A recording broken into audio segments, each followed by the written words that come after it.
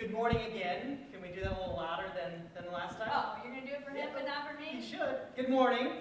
Good morning.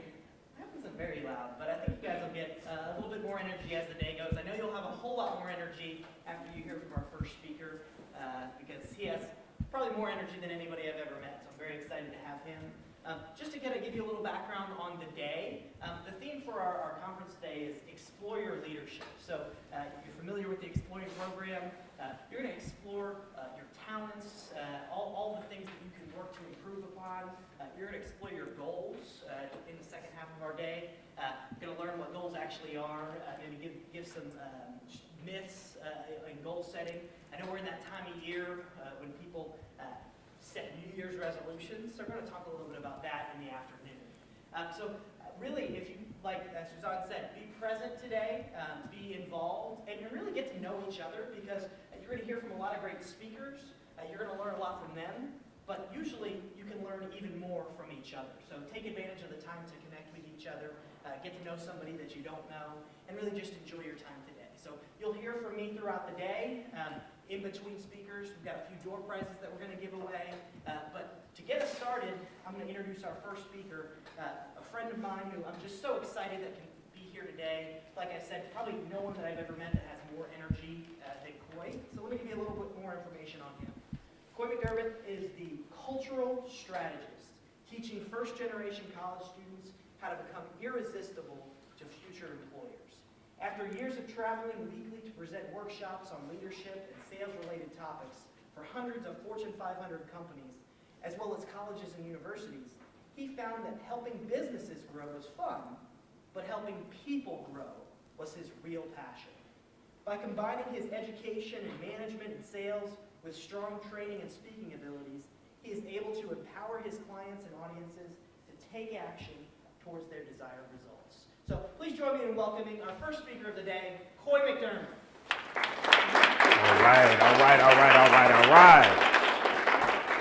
All right, so I'm not going to be like Suzanne and Billy. I'm actually going to force you guys to talk back to me.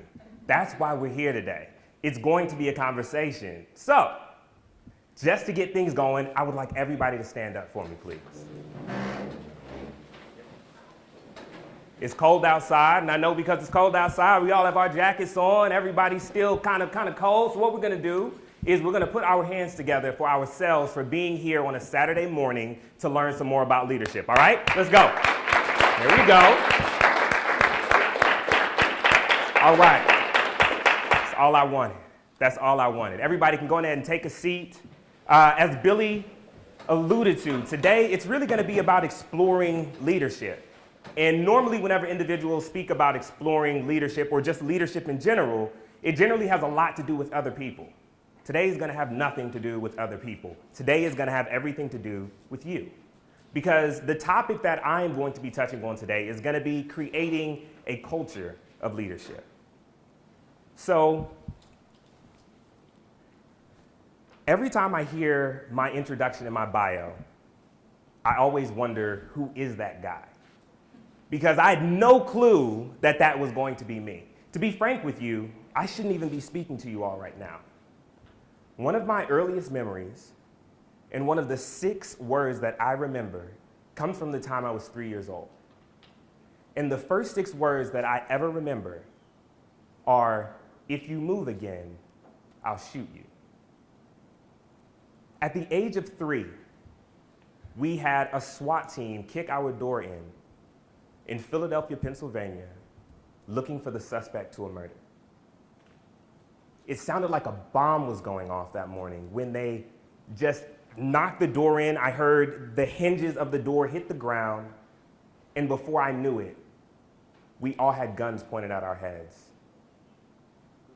My mom, eyes filled with tears, my sister wondering what's going on and what's happening. Me at the age of 3, all I wanted to do was hug my mom.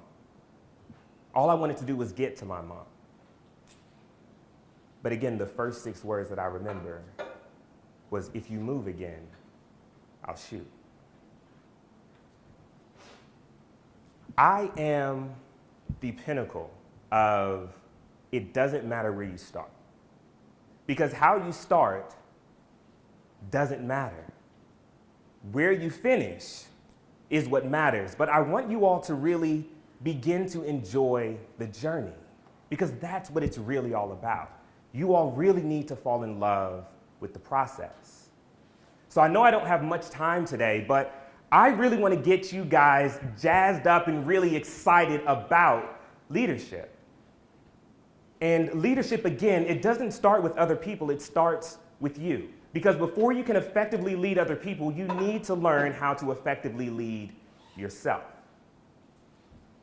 And as you're learning how to effectively lead yourself, the first thing that you need to do is you need to know your why.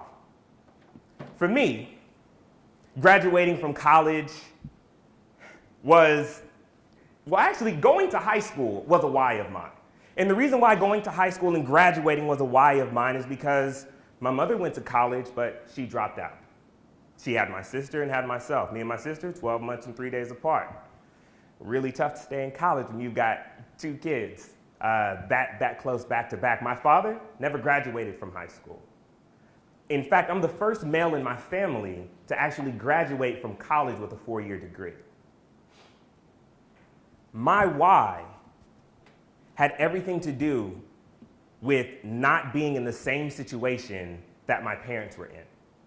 In fact, while I was going through college, my why had everything to do with not being that kid who had to be the person to go through elementary school with the reduced lunch. I don't know if anyone knows anything about free and reduced lunches, but back in the day, we actually had punch cards. And we would have the punch cards, and every single time I would get up there and I would get ready for lunch, I felt like the cafeteria lady just despised me because she couldn't find the hole puncher every single time. Every time I get up to the front of the line, she can't find the hole puncher. So now, here I am, the kid who's already on reduced lunch, already embarrassed to take out the card so that she could punch it. Now I'm holding up the line. I don't know how you guys get when you get hungry. I mean, I get kind of hangry, right? Where I'm like hungry and angry kind of all together, right? So all these kids who were my friends are now looking at me like, this dude's throwing up the line again. But it had everything to do with me now being on that reduced lunch. And I said,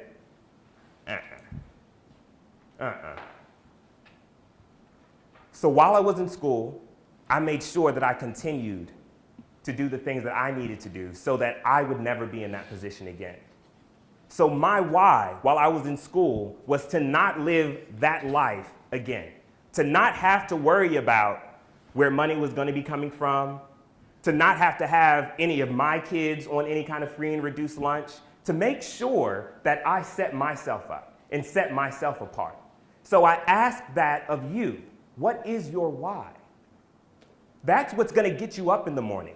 So many people are looking for things to push them out of bed, but pushing yourself out of bed is tough. But when you have something pulling you out of bed, it's completely different. So what's pulling you out of bed? What is your why? The reason why your why is extremely important, especially when it comes to leadership, is because your why is what's going to help you with your life goals. So who's familiar with GPS or Google Maps or something like that? Okay, one guy in the back is really a couple people. Thank you. In fact, let me ask the question again. Who's familiar with Google Maps? Thank you. I was going to say it should be everybody. Google's doing a pretty darn good job. So Google Maps will get you from what? Point A to point B, right? So the interesting thing about Google Maps is Google Maps uses GPS, which is the global positioning satellite, kind of orbits around the globe, and that's what it pings every single time whenever you need to put in a destination. But how many of you all have done a GPS for your life? When have you sat down and began to actually write out what it is that you want to do? Because until you really know what you want to do, you've got absolutely no direction. This actually reminds me of a trip to New Orleans. It was a bachelor party.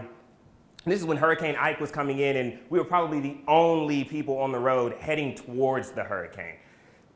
Foolish, I know, but I said, I'm not going to miss New Orleans. And it was a bachelor party, so I said, I'm definitely not going to miss New Orleans. But the interesting thing was, we had no clue how to get there.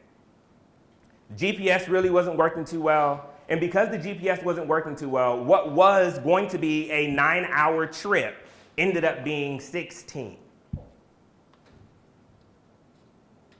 The interesting thing about the GPS is the GPS can be an acronym. And the acronym for GPS are your goals, your priorities, and your strategies.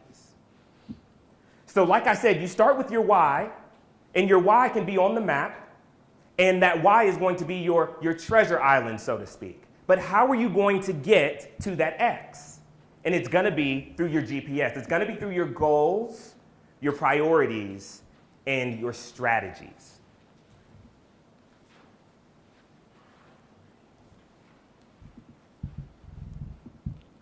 When it comes to being a leader and beginning to create this culture, there's a ton of information that's out there. Whole lot of information that's out there. Anybody use WebMD before to kind of like self-diagnose yourself? Couple people, yeah? Okay, if you don't know anything about WebMD, this can sometimes save you a trip to the doctor's office, right? You can just kind of Google some symptoms, I got a headache, and kind of figure out what's next. So there's a ton of information that's out there, but all of the information that's out there is not intelligent information. And what I mean by intelligent information is it's going to be information that is going to be beneficial to you, right? Intelligent information is information that you make your own because it's information that you can apply.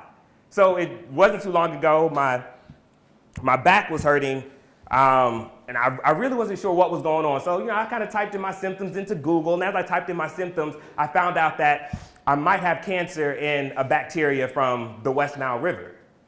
Right? Exactly. But that's information. That's not intelligent information, right? How many times have you heard things from individuals and you say to yourself, that's okay, but that's not really for me.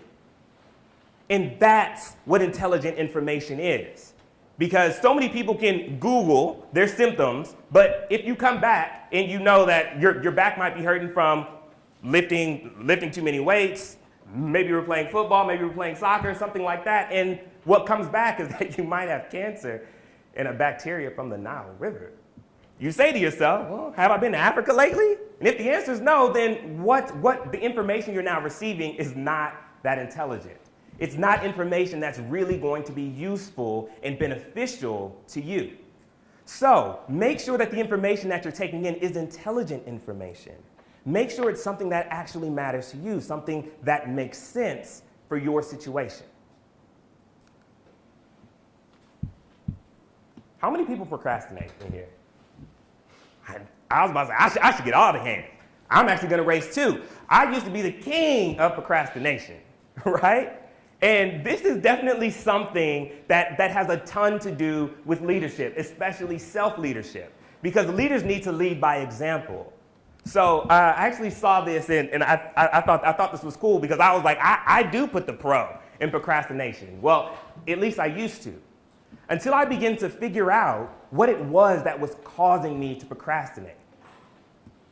And what it was that was causing me to procrastinate was I didn't find what I was doing meaningful. So I know that you all are all in school and you've got